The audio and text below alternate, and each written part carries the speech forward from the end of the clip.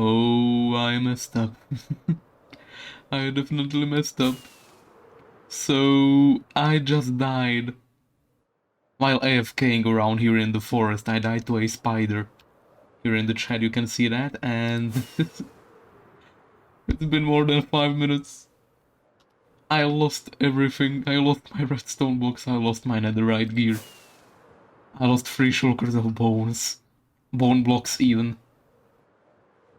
Oh man. And it's like 2 AM.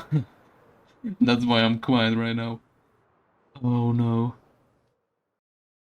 Oh my god. This is where I died! Bro! I thought I died, like, over there somewhere, but no.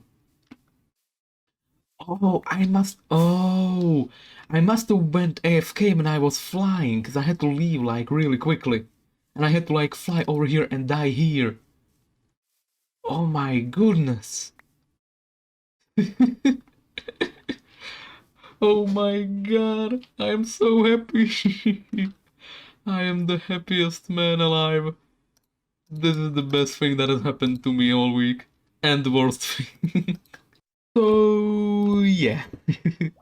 Hello everyone and welcome to another episode here from the Metacraft series. With an absolutely normal start where nothing bad ever happened. Right? Right? Yeah, we're just gonna quickly prank Kayzz while we're at it. While we have this chaotic start, might as well do it on the fly. So we're just gonna quickly remind him that the cube is still being worked on, as he hasn't been there in like 2 months at this point. So we're just gonna build him a small reminder real quick. Just so he has something to work on when he comes to the server, you know? We don't want him to feel bored. Okay, YouTube compression is most likely going to kill this footage, but this is how the cube looks. Nothing too fancy, of course. And this is how the inside looks. We got even more signs with cubes on them. Just for a reminder, right? Like, we're waiting for you, Kayzz. We know you're gonna come back. Maybe. I hope. You're gonna work on the project still, right? You're not just gonna leave me. So a quick follow-up from last episode. In case you missed it, we were paid by Enbens to create a giant tree in his base. And there she is. So this is the tree I came up with, and it took a while. I'm not gonna lie, it took a while. Especially the resource gathering. But I think it turned out relatively well, right? It's also built at a diagonal curve, so it has more character, right? We have some off branches coming off of the sides, just so it looks slightly better. And all in all, I think it turned out pretty good. Enmans already did do a bunch of stuff with this. He added more trunks to the thing. He also created the input for the sorter here, and I guess the lever activates it. And he also spawn-proofed the whole thing with brown carpet, cause yeah, stuff I build is usually a really inefficient mob farm. I like it personally, I think it looks pretty cool from most angles, like it looks really good. If you look at it like from here, or like from here, yeah, that's a good one. If you come on top of this tree though, yeah, you can see a lot of exposed trunks, so didn't turn out that well from that side. And he also ordered some small trees while I was already here. So there are 9 trees in total, I think. 1, 2, 3, 4, 5, 6, 7, 8, 9. Yep. And he converted some of them into birch trees as well, so that's pretty cool. So yeah, you saw this area 1 episode back.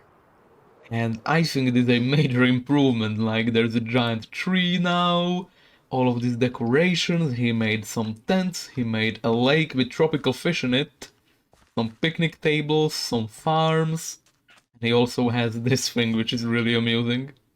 So one more thing that we need to do here is cover this whole sorter that Malik is building with leaves. Now, these are jungle leaves, I don't really have those. So I'm gonna hope Enbens has some so I can place them. And we're probably gonna do that together, like over the upcoming weekend. So not in today's episode. I don't even know if I'm gonna show it off, because it's just, you know, it's just leaf blocks over hoppers. Nothing too fancy. But if you wanna see the finished product, then yeah, check out Enbens' video. But I am out of here. It's about prime time that we start working on something else, because I've spent way too much time in here. I do like the place though. Well, it's been a while since we last been here, hasn't it?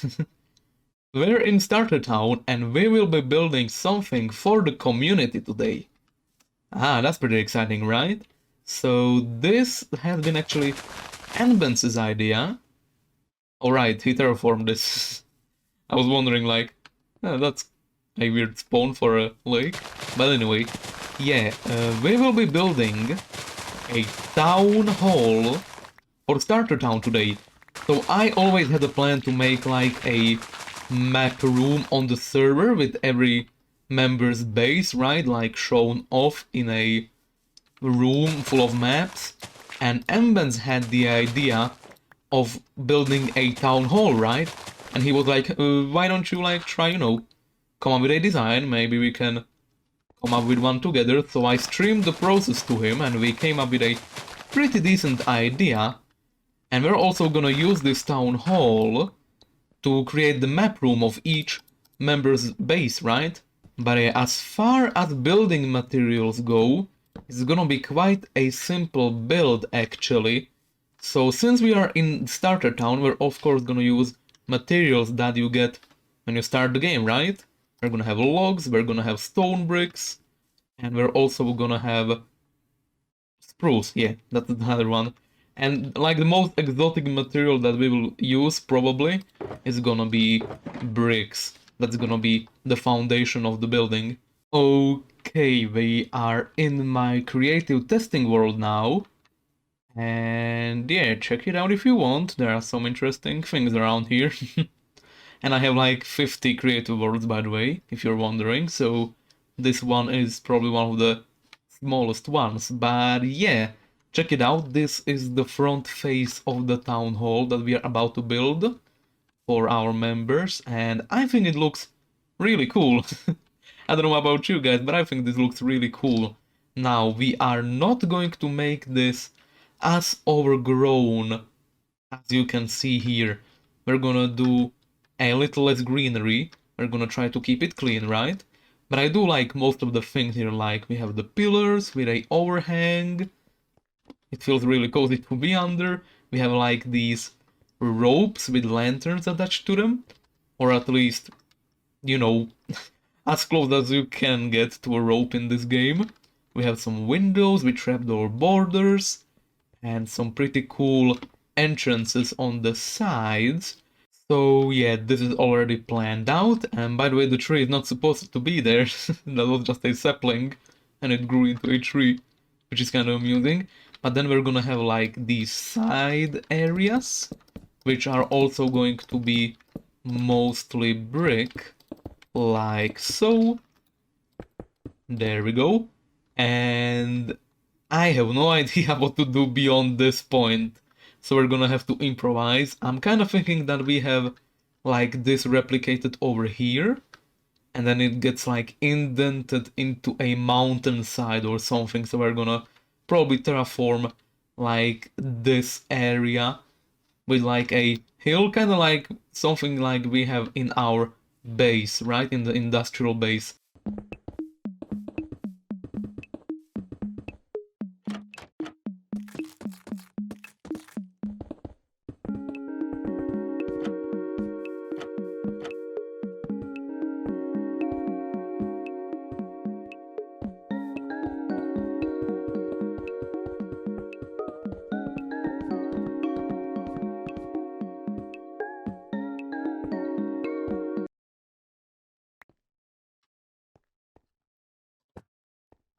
Okay, so this is how we're looking so far, and I gotta say, I kinda like it.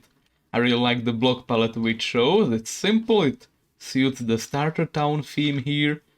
And yeah, I hope our server mates will like them. I also got into some interior here already. So I laid out all of these 3x3 areas. These are of course the areas for the maps. And I don't think I forgot anyone, I hope. Because that would be really rude. But yeah, this is probably as far as we're gonna get with this build today. Because I'm really running low on resources at this point and also out of time. But I am pretty happy with it. As you can see, I already started the terraforming here on the side. I just need to replicate it to the left side here. And then I need to finish the hillside on the top so it nicely connects up. And then I'm just gonna push it all the way there so it looks natural. And we also have this second floor here, which I have no idea what we're gonna use for. I'm probably just gonna let the other members do something with it if they want to. Moving on onto another project in today's episode, we're gonna have some fun with redstone, specifically with this lever. I never placed TNTs all the way down to bedrock, and I never seen how it looks when you do that. So we're gonna do a small experiment here.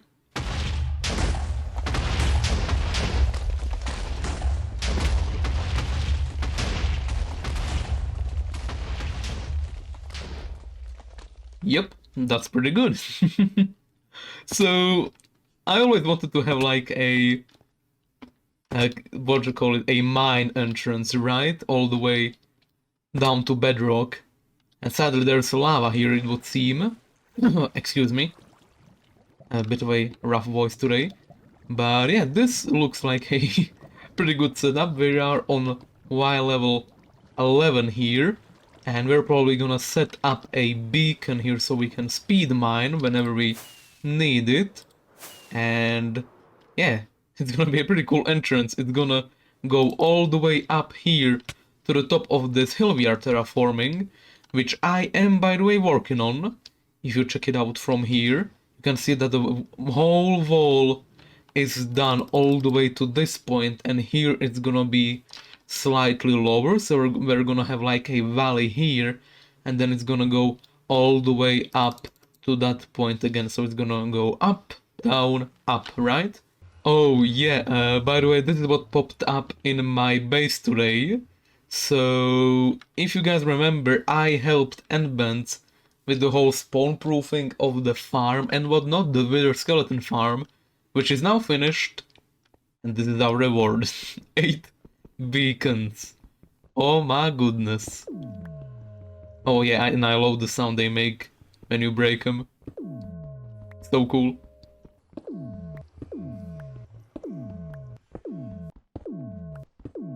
So yeah, if you remember last episode, we built all 3 of these buildings, and now I'm slowly working on the decorating part of the whole process, right?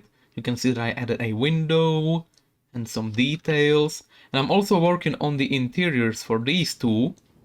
Speaking of, this is actually a done build now. So it's a relatively simple contraption. All you really need to do is you flick this lever, which will then activate the circuit which is on the back, which looks somewhat like this. If you want to copy it for yourself, you can pause the video if you need to do that. And it's really simple, you just put the seed here. Yeah, it's pretty cool, right? Oh yeah, there we go. Bit of a lag spike there. So what basically happens is that we have 3... God, that's real loud. We have 3 dispensers here, and they have a bone meal inside of them. So whenever there is a plant that it can bone meal in front of it, it's gonna bone meal it, and 3 bone meal is usually enough to grow a whole thing of wheat or potatoes or carrots or beetroot even, if you need that for some reason. And the way it breaks off is because of this redstone lamp. So basically, if you didn't know, plants need a certain light level to work, right? To grow. There we go. So when this light shuts off, then the plants will not be able to grow and they will pop off when they get updated. And that's also why we have the redstone lamp here. This redstone lamp is getting updated all the time, and therefore all of these seeds will be destroyed whenever this updates. So here a quick demonstration. You can see that sometimes it doesn't grow all the way to its maximum, but like 90% of the time it does. And it's pretty cool. We can now automatically make bread if we need to for, I don't know, villager breeding if we're gonna do that. And we can also make our own target blocks. So a really useful contraption indeed. That is not the only thing I was working on though. If you come here, you can see that I am trying to figure out a design for the walls around our storage room. And this is my sketch of an idea, basically. It doesn't look the best, but I mean it works, right? You can see a nice view of the outside through this, like, cell window. Kind of feels like you're in jail, but it also feels industrial, so kinda fits in with the theme, I think. And this building here, if you remember, we have a big slime farm below it, and what I figured we could do with it is turn it into a... how would you call this? Into a honey block farm, there we go. Because, you know, you have slime blocks, you make flying machines out of those, and you also make flying machines out of honey blocks. So if we come up this makeshift staircase here, and like so. Yeah, this is how the top floor is looking. Very work in progress, very temporary, but it works, right? So this is where I breed up my bees. I give them flowers, and the small ones can get through the half block slabs, and they seem to be grown up already, so I should harvest that beehive. Yeah, the bees in the lower part sadly kinda died, so I'm gonna need to replace those hives. But if you're curious how this thing will work, I'm gonna show you the redstone so you can copy it for yourself. Where am I? Oh. Well, that's not good. Oh, here's the thing where I wanna go. Okay. Oh, misplaced the block. Everything is going according to plan. Trust me, guys. There we go. So if you wanna build this for yourself, this is how it looks. Just pretend that the leaf block is a beehive, and then you have a observer above it that's gonna detect whenever the honey levels like change, right? Powers a solid blocks, powers a updatable block, so a node block or a redstone lamp. Then you have an observer with the face up, and it's gonna power the dispenser, which either has the shears or the bottles, depending on which one of those two products you wanna farm in your farm. I said farm twice in that sentence.